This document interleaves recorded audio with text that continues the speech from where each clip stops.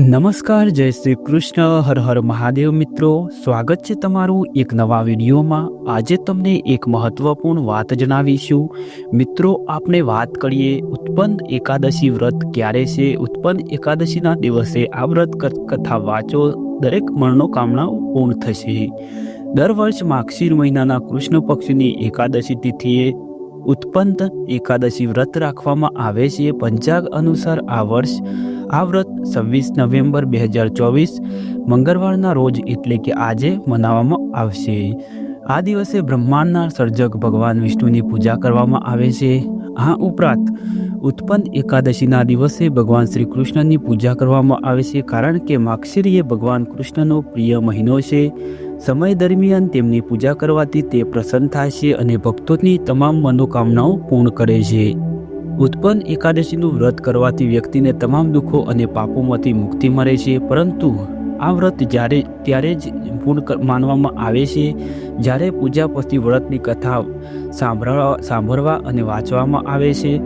ઉત્પન્ન એકાદશી વ્રત કથા. દત્તકથા અનુસાર સતયુગમાં ચંદ્રાવતી નામની એક નગરી હતી અને આ શહેરમાં બ્રહ્મવંશ નદી સંઘ રાજ કરતા હતા. તેને એક પુત્ર હતો, તેનું નામ મૂર હતું, જે ખૂબ જ શક્તિશાળી રાક્ષસ હતો અને તેણે પોતાના બળ અને શક્તિથી માત્ર પૃથ્વી પર જ નહીં પરંતુ સ્વર્ગીય વિશ્વના દેવતાઓને પણ પરેશાન કર્યા હતા.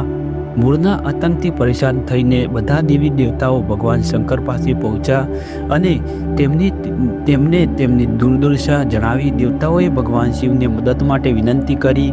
ભગવાન શિવે કહ્યું કે આ સમસ્યાનો ઉકેલ ભગવાન વિષ્ણુ પાસે જ છે અને પછી બધા દેવતાઓ ભગવાન વિષ્ણુ પાસે પહોંચ્યા.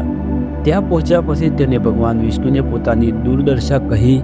આ સાંભળીને ભગવાન વિષ્ણુએ તેમને ખાતરી આપી કે મૂળ ચોક્કસપણે પરાજિત થશે.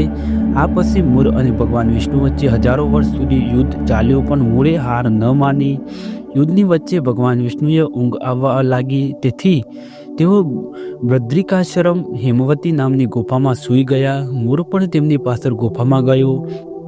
ભગવાન વિષ્ણુને સૂતા જોઈને તેઓ તેમના પર હુમલો કરવા ગયા અને મૂરે શસ્ત્ર ઉપાડતા જ શ્રી હરિ તરફથી એક સુંદર કન્યા પ્રગટ થઈ, જેણે મૂર સાથે યુદ્ધ કર્યું. સુંદરીના હુમલાથી મોર બેભાન થઈ ગયો. ત્યારબાદ તેનું માથું શરીરથી અલગ કરી દેવામાં આવ્યું. આ રીતે મૂરનો અંત આવ્યો. જ્યારે ભગવાન વિષ્ણુએ ઊંઘમાંથી જાગી ગયા ત્યારે તે સુંદર